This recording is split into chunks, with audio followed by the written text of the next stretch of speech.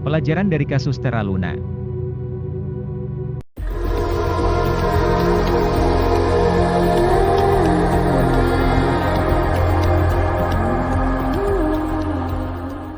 Halo kabar baik bagi sobat semuanya, Meta Crypto mengadakan event giveaway dengan total hadiah sebesar 2 juta rupiah untuk dibagikan kepada 20 pemenang yang beruntung, masing-masing mendapatkan 100 ribu rupiah. Caranya cukup subscribe dan join Telegram channel, untuk pemenangnya akan diumumkan di Telegram setelah mencapai 1000 subscriber.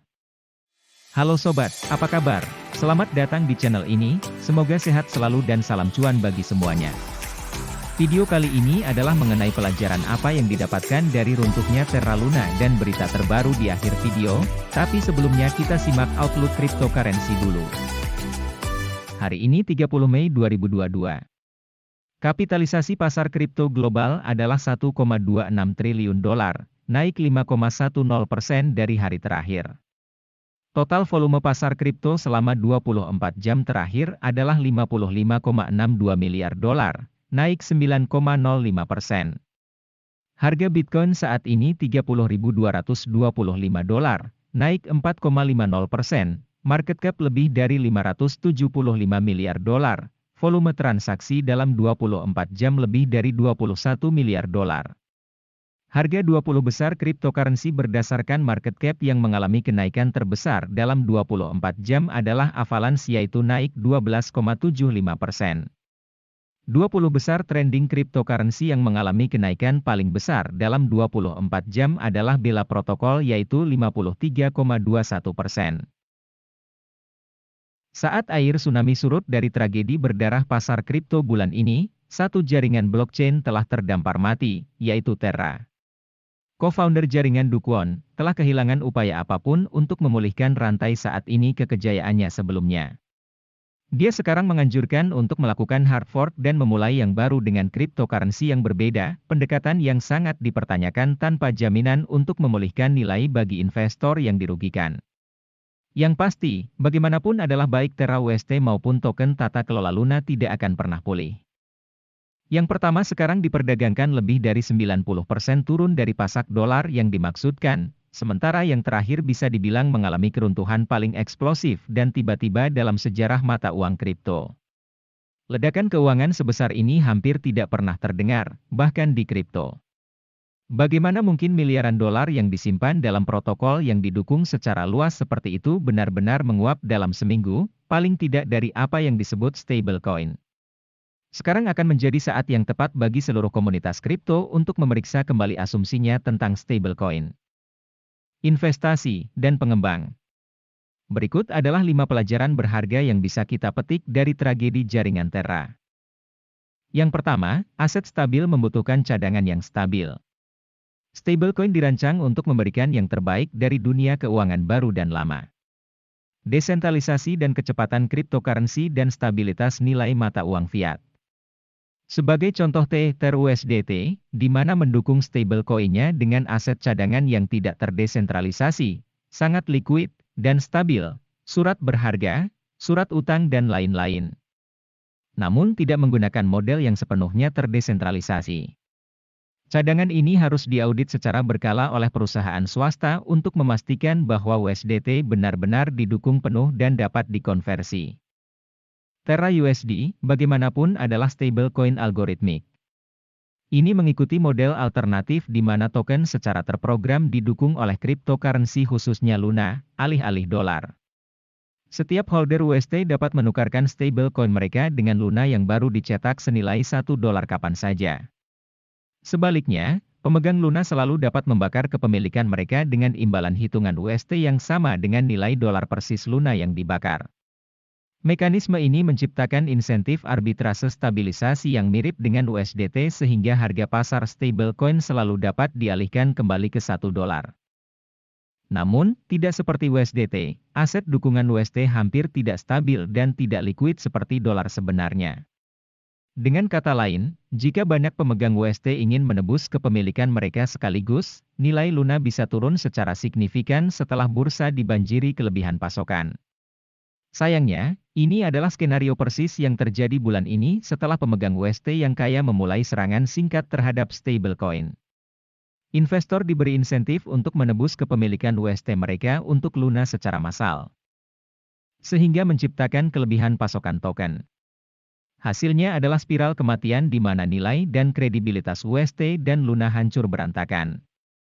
Fenomena ini kemungkinan akan dapat dicegah jika UST didukung oleh aset dengan pasar yang lebih dalam dan nilai yang tidak terlalu goyah di bawah tekanan. Pelajaran kedua adalah nilai beli, bukan hype. Hanya karena sesuatu memiliki nilai pasar yang tinggi tidak berarti itu adalah investasi yang dapat diandalkan. Jangan mengandalkan kebijaksanaan dari masa yang serakah dan bullish untuk memberitahu sobat kemana uang sobat harus diinvestasikan. Lakukan dahulu riset sobat sendiri.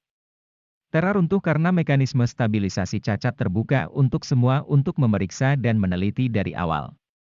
Faktanya, koin sebelumnya dengan model stabilisasi serupa telah dicoba dan gagal bertahun-tahun yang lalu. Rincian seperti itu tidak terlalu menjadi masalah bagi sebagian besar investor, begitu pula dengan hasil 20% yang luar biasa tinggi yang ditawarkan kepada pemegang UST melalui protokol Ancor. Ketika diberi kesempatan untuk menghindari banjir sebelum terjadi, ribuan investor gagal menggunakan due diligence. Pelajaran ketiga, kripto tidak semuanya terdesentralisasi. Pengembang Terra mengayuh banyak hype tentang menciptakan uang terdesentralisasi untuk ekonomi terdesentralisasi. Tetapi ketika dorongan datang untuk mendorong, komunitas mengungkapkan struktur governance yang sangat terpusat dan buram di bawahnya. Antara Dukwon, Terraform Labs, dan Luna Foundation Guard, rata-rata investor hampir tidak memiliki daya selama saat-saat terakhir Terra. Pihak-pihak yang disebutkan di atas membuat banyak keputusan tergesa-gesa dan monumental dalam upaya untuk menyelamatkan jaringan yang semuanya gagal.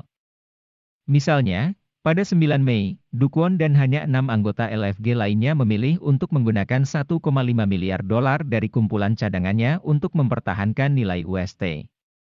LFG kemudian meninggalkan komunitas tanpa pembaruan hingga 16 Mei, ketika menjelaskan bahwa hampir semua aset cadangan termasuk 80.000 BTC telah terjual. Selanjutnya, pada 12 Mei, Terraform Labs berkolaborasi dengan validator di belakang layar untuk membekukan blockchain Terra tanpa peringatan. Ini dilakukan tanpa persetujuan masyarakat. Ironisnya dengan tujuan yang dinyatakan untuk mencegah serangan governance. Bahkan Dukwon sendiri meretweet sebuah posting yang menyatakan bahwa LFG memang sistem terpusat, yang ia rencanakan untuk beralih dari waktu ke waktu. Dalam hal desentralisasi, ada perbedaan antara tidak bisa dan tidak mau. Jika sebuah sekelompok kecil orang dapat mengendalikan jaringan blockchain kapanpun dianggap perlu, apakah itu benar-benar terdesentralisasi? Pelajaran keempat, tetap rendah hati, sekalipun Anda kaya. Hanya beberapa hari sebelum kehancuran Terra, dia berbicara dengan streamer populer tentang industri kripto, mengklaim akan ada hiburan dalam menyaksikan 95% startup industri mati seiring waktu. Ini bukan lelucon ringan tetapi demonstrasi yang berbahaya dari keyakinan diri dan sikap merendahkan terhadap pesaing dan kritik Dukwon. Ini menjadi jelas di hari-hari mendatang ketika Kwon secara terbuka menyerang banyak orang yang mencoba memperingatkannya tentang kelemahan keamanan protokolnya.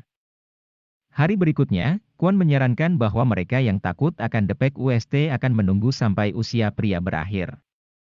Namun yang terburuk dari perilaku Kwon adalah pada puncak pasar bull kripto pada bulan November. Ketika seorang pengguna Twitter menguraikan proses yang dia prediksi Terra akan jatuh karena serangan singkat, salah satu pendiri menyebutnya, utas paling terbelakang, yang dia baca dekade ini. Dia kemudian menganggap pengguna bodoh. Jika keruntuhan Terra benar-benar peristiwa angsa hitam, Kwon mungkin bisa menyelamatkan reputasinya dari sisa-sisanya. Tapi setelah berulang kali mengejek pengkritiknya karena miskin, secara terbuka mengundang paus besar untuk menyerang jaringan, dan kehilangan taruhan 200 juta dolar atas kematian Luna. Tetapi setelah menghancurkan kredibilitasnya sendiri, adegan kripto sebagian besar tidak mau bersatu di belakang rencana hard fork pilihan terakhirnya. Beberapa bahkan tidak mempercayai legitimasi seputar pemungutan suara pemerintahan yang sedang berlangsung untuk proposalnya. Percaya bahwa pemungutan suara itu dicurangi. Itulah hikmah yang bisa kita petik dari runtuhnya Terra. Ambil apa yang dapat sobat pelajari dari kegagalan Terra, dan lihat apakah sobat dapat memahami sedikit lebih baik cara kerja investasi kripto sobat yang lainnya. Pembelajaran terbaik adalah pengalaman dari kejadian terdahulu, semua investasi tujuan akhir hanya bermuara untuk lebih cuan lagi. Berita kripto terbaru hari ini adalah mengenai Luna. Sudah 24 jam roller coaster bagi Luna setelah launching Terra 2.0, karena harganya melonjak secara besar-besaran dan kemudian menurun drastis. Luna sudah melakukan perdagangan di banyak bursa, dan sebagian besar dari mereka mengalami pergerakan yang liar. Di Bybit misalnya, harga mulai dari $0,5 dan meroket hingga $30 dalam hitungan menit. Tidak lama setelah itu, mulai jatuh dan turun hingga sekitar $4 sebelum stabil di $5,83, di mana saat ini diperdagangkan. Sobat Meta Kripto, itulah ulasan topik utama kripto dan berita kripto. Bila ingin investasi di kripto lakukan riset dahulu, karena Mimin bukan penasihat keuangan atau promosi investasi, seperti disebut dalam disclaimer di video ini, dan jangan lupa tolong subscribe ya. Karena kami akan terus upload video baru yang membantumu untuk terus mendapatkan ilmu dan info terbaru sehingga meminimalisasi kerugian. Demikian informasi dan ulasan kami untuk Sobat Meta Kripto kali ini, semoga berguna. Terima kasih telah tonton sampai selesai, nantikan video terbaru kami selanjutnya guna membantumu dapat cuan dari investasi cryptocurrency.